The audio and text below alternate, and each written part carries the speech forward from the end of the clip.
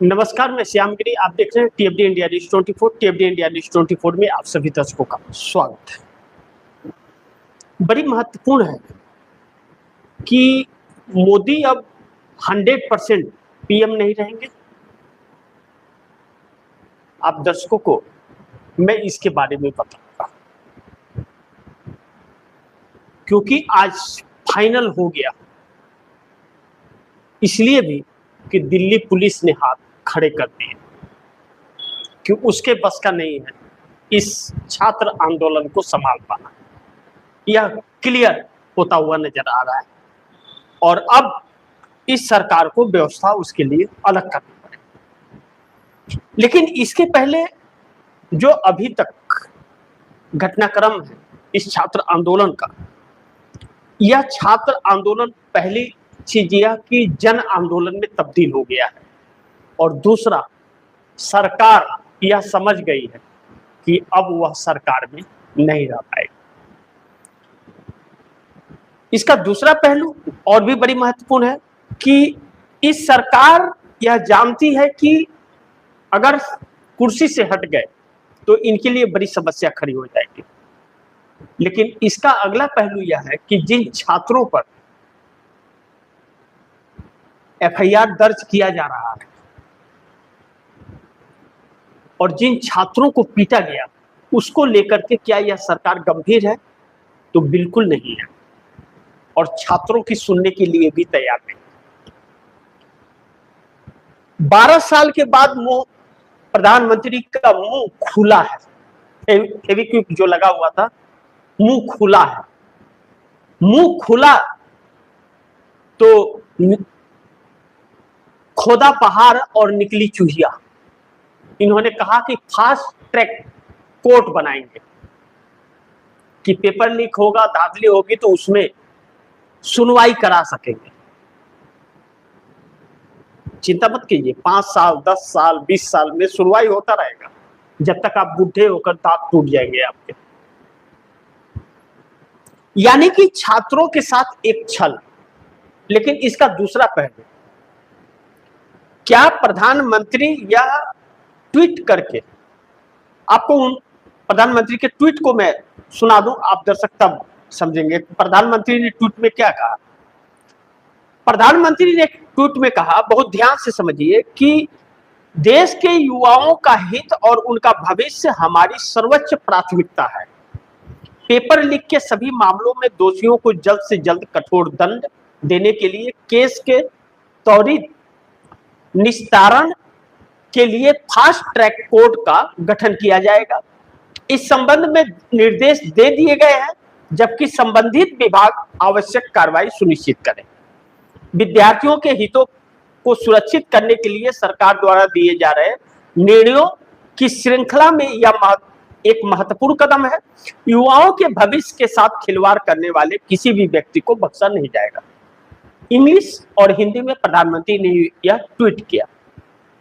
इसके बाद leader of opposition ने क्या किया? राहुल गांधी ने इनको रीट्वीट करते हुए, उन्होंने भी पहले इंग्लिश में बाद में हिंदी में लिखा कि प्रधानमंत्री मोदी जी, आपने ही हमारे युवाओं के भविष्य को सबसे ज्यादा नुकसान पहुंचाया है। क्वेश्चन का आंसर जो प्रधानमंत्री ने किया, उसका जवाब। प्रधानमंत्री ने सिर्फ हमारी एजुकेशन सिस्टम पर पूरा कब्जा कर लिया है,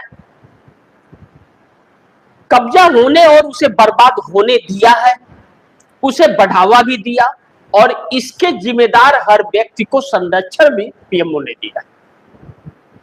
छात्रों की मांगे साफ है, धर्मेंद्र प्रधान को पद से हटाए, छात्रों से माफी मांगे प्रधानमंत्री, छात्रों के साथ हिंसा करने वाले के खिलाफ कार्रवाई करें, या लीडर ऑफ अपोजिशन ने उनका जवाब दिया। इसके बाद लोकसभा और राज्यसभा दोनों स्थगित हो गया। राज्यसभा के अंदर कांग्रेस के राष्ट्रीय अध्यक्ष और राज्यसभा के लीडर ऑफ अपोजिशन मल्लिकार्जुन खड़गे ने छात्रों को लेकर जब जवाबदेही तय करने की बात कही कि तो सरकार ने कहा कि हम चर्चा के लिए तैयार हैं नीट पर, पेपर लीक पर। मल्लिकार्जुन खड़गे ने कहा कि छात्र दिल्ली की सड़कों पर खड़े हैं, पहले शिक्षा मंत्री का इस्तीफा, फिर उस पर चर्चा, अन्यथा चर्चा नहीं होगी। फिर उसके बाद राज्यसभा स्थगित हो गया, लोकसभा स्थगित, चौथा दिन लोकसभा स्थगित है।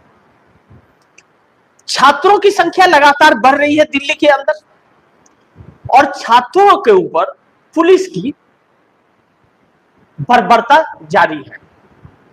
पूरी रात, बीती रात कल जिस तरह दिल्ली के सड़कों में हुआ वह बहुत चिंताजनक था, लेकिन जिस तरह विपक्ष पूरा हमलावर है सदन के अंदर और सदन के बाहर, सदन के बाहर और अंदर विपक्ष के सांसद सरकार पर हमलावर हैं, छात्र दिल्ली के अंदर और किसान बॉर्डर पर बाहर से नजर रखे हुए हैं कि छात्रों के साथ अगर ज्यादती हुई तो ट्रैक्टर और जेसीबी सब आ जाएंगे। बार बार किसान कह रहे हैं कि 5 लाख ट्रैक्टर तैयार हैं, यानी कि नरेंद्र मोदी दावत दे रहे हैं एक ऐसा कुरुक्षेत्र का मैदान बनाने के लिए दिल्ली को, जिसकी कल्पना कभी किसी ने नहीं की थी। नरेंद्र मोदी ने ट्वीट करके आज क्लियर कर दिया कि धर्मेंद्र प्रधान का इस्तीफा नहीं होगा, और भारतीय जनता पार्टी के पूर्व वित्त मंत्री और विदेश मंत्री रहे यशवंत सिन्हा कह रहे हैं कि सब चोर इकट्ठे हो गए। आधिकारिक बयान है या। अब ऐसे में जब इस्तीफा देने को तैयार नहीं है और बात छात्रों से करने को तैयार नहीं है, विपक्ष से की मांग मानने को तैयार नहीं है, तो देश भर में माहौल बिगड़ रहा है। आज वकीलों ने भी कसम खा लिया कि छात्रों के साथ हम अन्याय नहीं होने देंगे। सुप्रीम कोर्ट के अंदर सभी वरिष्ठ वकीलों का एक हुजूम निकल करके आया, बार काउंसिल की तरफ से यह कहा गया। तो अब सुप्रीम कोर्ट का नजारा क्या होगा? दूसरा बड़ी महत्वपूर्ण है कि दिल्ली पुलिस ने हाथ खड़े कर दिए हैं और खुद पुलिस हेडक्वार्टर को सुरक्षा की जरूरत पड़ गई है। ऐसे में नरेंद्र मोदी अपने आप को और अपनी सरकार को असुरक्षित समझ रहे हैं। तो जम्मू कश्मीर से भी पुलिस बल, वह जो वज्रवाहन से गोलियां चलाते हैं, वैसे लोगों को बुलाया जा रहा है। बुलेट प्रूफ गाड़ियां जो बॉर्डरों पर क्रॉस गोलियां चलाती है वैसे को, और दिल्ली बहुत आज देर शाम तक पहुंचने वाली है, बड़ी तेजी से आ रही है। और वह सेना जो जम्मू कश्मीर जैसी जगहों पर बॉर्डरों पर लड़ती है, उन्हें बुलाई जा रही है दिल्ली। यानी कि पुलिस प्रशासन ने हाथ खड़ा कर दिया, तो यह सब कुछ तैयारियां हो रही हैं।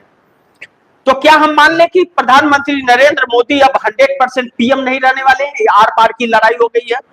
अगर देश हारा तो मोदी यथायथ पूरी उम्र प्रधानमंत्री रहेंगे, और देश जीत गया, छात्र जीत गए, तो मोदी प्रधानमंत्री तो छोड़िए, वॉचमैन भी नहीं रह पाएंगे। यह मान लें, क्योंकि छात्रों के साथ इंडिया गठबंधन छात्रों के साथ है और खुलेआम है, ललकार लग गई है। प्रियंका गांधी से पत्रकारों ने सवाल पूछा संसद से बाहर आने पर कि आप लोग संसद क्यों नहीं चलने दे रहे, तो प्रियंका गांधी ने 1 से 1.5 मिनट के अंदर पत्रकारों को जो जवाब दिया, बड़ी महत्वपूर्ण है, आप दर्शक सुन लीजिए। प्रियंका गांधी ने कहा कि जिस दिन पत्रकारिता करना शुरू कर दोगे उस दिन हम तुम्हारे सवालों का जवाब दे देंगे। पत्रकारों को कहा जिस दिन तुम पत्रकारिता करना शुरू करोगे उस दिन हम जवाब देंगे, और उसके बाद भी अगर तुमको जवाब चाहिए तो पहले जाकर के सरकार से पूछ के आओ कि धर्मेंद्र प्रधान का इस्तीफा क्यों नहीं, फिर हम तुम्हारे सवालों का जवाब देंगे। पत्रकार सर नीचे किए हुए दुम दबा करके भाग गए। यह पत्रकारों की औकात है जो अपने आप को पत्रकार करते हैं। इस देश पर एक कलंक है वह पत्रकार जो दुम दबा करके इधर से उधर भीगी बिल्ली की तरफ भाग रहे हैं और सवाल नहीं पूछ पा रहे। कभी इनकी पत्रकारिता विश्व में जानी जाती थी और आज यह गुलामी कर रहे हैं। ऐसे में पत्रकारों की हालत बहुत खराब है। लेकिन इंडिया गठबंधन ने छात्रों के साथ जिस तरह से मजबूती से खड़ी हुई है और देश खड़ा हो रहा है और संसद के अंदर दोनों सदनों में जिस तरह से मोर्चा संभाल रखा है, सरकार की रूह काफी हुई है।